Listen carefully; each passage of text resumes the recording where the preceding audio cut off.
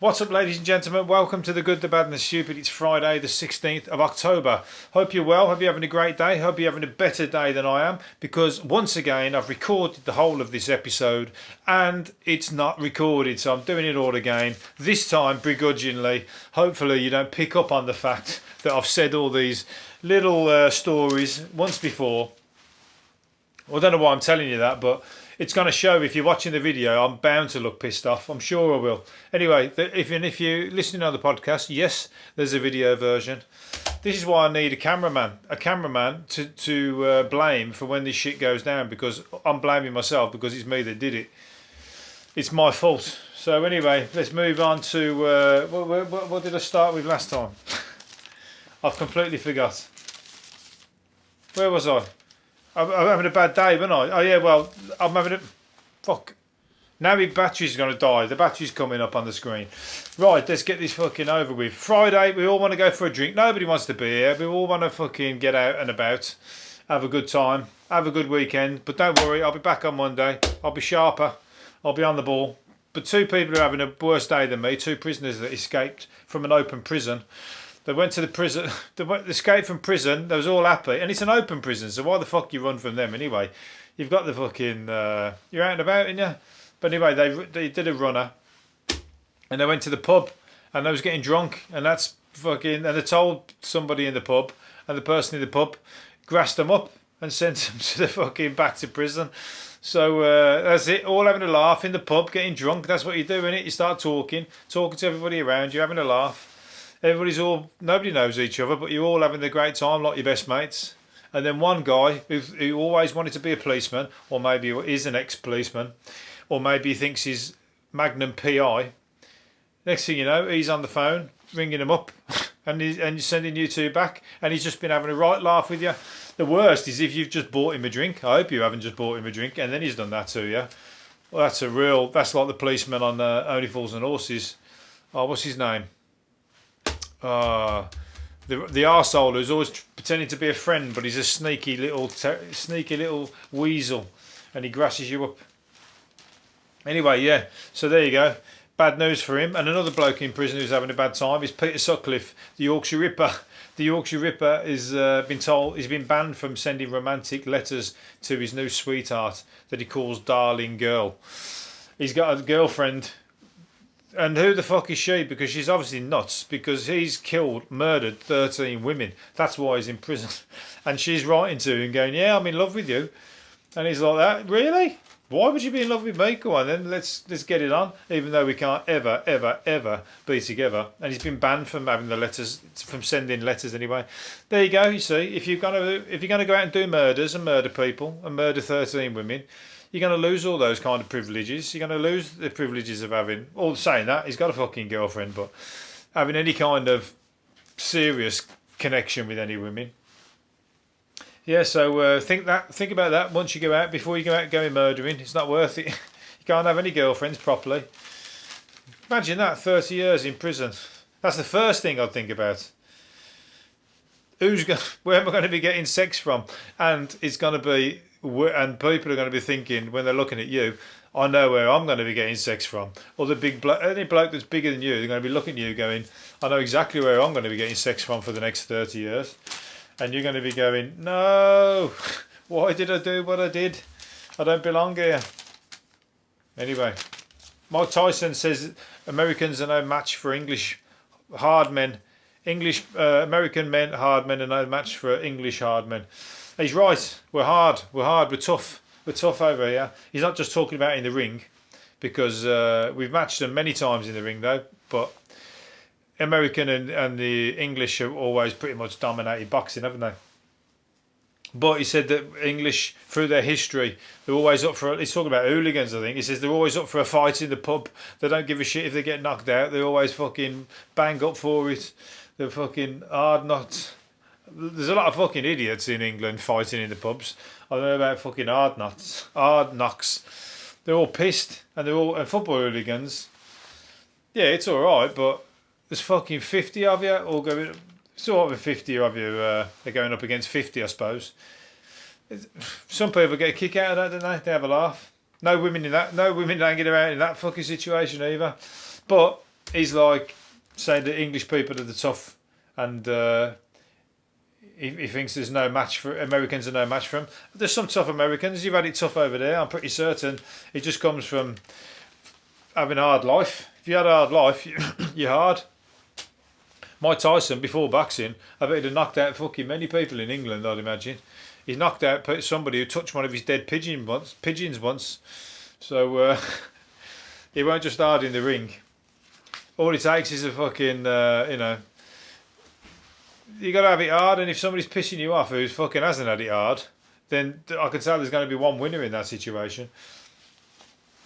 I'm going to say, tea drinkers typically, and he's got a fight coming up, hasn't he? And he's not wearing a head guard. Someone's to keep asking him why he's not wearing a head guard. He's a boxer, he can't wear a head guard. I know it's an exhibition match. How old is he? 54. Fucking hell, he's 54. I didn't know Tyson was 54. We're all getting on, aren't we? I remember I used to watch him when he was 20. When he won the world title at 20.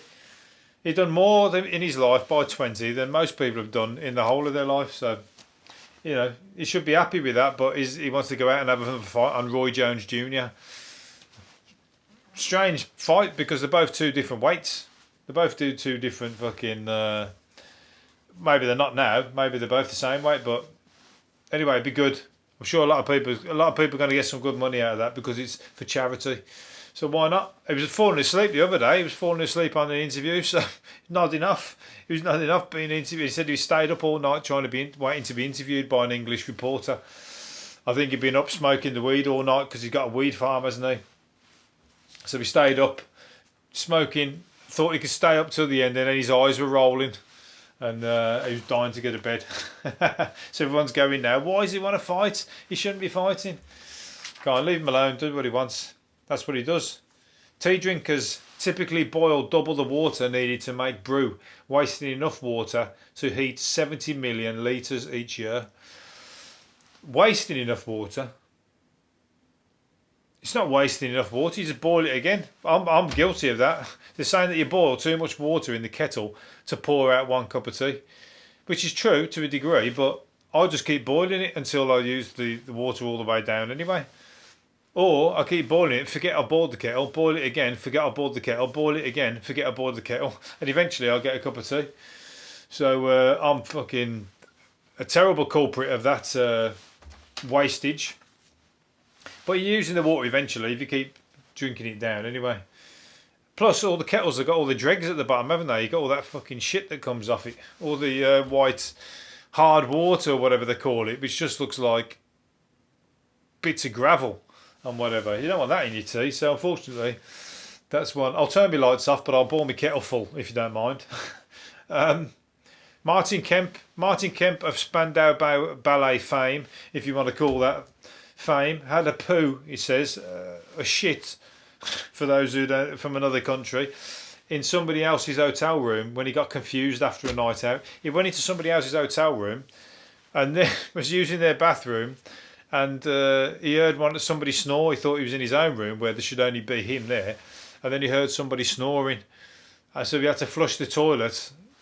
Did he flush the toilet? Yeah, he flushed the toilet and snuck out. I think he should have just left it in. Well, catch-22 there, and he flushed the toilet and wake him up, or don't flush the toilet and leave like your calling card in the toilet. So each of them are going to be going, who's done that? Who's done that? A couple. It wasn't me, and the woman would be embarrassed because she say it wasn't me. The husband, is going to believe 100% it was her because he knows for sure it wasn't him. And if he's left like, you know, a 10-foot long one in there, that's going to kill that relationship. She's going to swear blind it wasn't her. How are they going to get around that? They'll have to do a DNA test on it. On to Jeremy Kyle.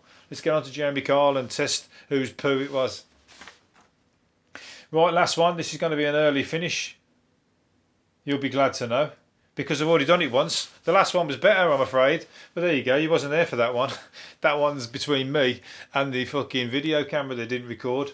Right, last one. Phill Collins has accused his ex-wife of hiring armed guards to hold his £25 million pound mansion hostage while she demands more money from him.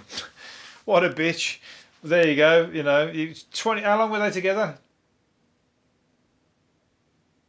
They divorced in 2008. They were there for a long time, and he divorced in 2008. Then he gave her 25 million in 2008 when they split up, and then they got back together in 2016. So she wants more. Did they remarry? So now she wants more. 2020, she's after more. She's playing a fucking game there, Phil. You got to fucking get your own armed guards around there. She can't have armed guards around his place. Send in the mercenaries. Anybody who's a Phil Collins fan and you're a mercenary, or you're a little bit nuts in America, and you got a gun or got guns, get yourself around to Phil Collins' house. Honestly, he'll play you a fucking solo concert if you can save him £25 million, which is what she wants out of him. She's remarried. She's married a new guy, a toy boy. Tell you what, she's fucking not one to be messed with. I bet he's fucking. And she's saying if he doesn't do what she says, she's gonna spill some beans on him. So that's a woman scorned right there. Hopefully he manages to fucking sort it out, because he's a bit of an old English treasure, old Phil Collins. I didn't know he was having so much trouble. I thought he was he was doing all right for himself, but he had to have cancelled his concert because he had a bad back, and he had to be in a wheelchair. So I think she's decided, I wanted a younger man, and now I want his money. Out of order, sorry. Well, obviously hide your money. Don't tell anybody you got any money when you get into a new relationship, and keep it quiet for 25 years. And then when you know that they're around for good, that's when you can tell them you've got some money. Unfortunately, he's come unstuck. Anyway, hopefully you've enjoyed it. I'll do another one on Monday. Have a good weekend. See you later. Bye.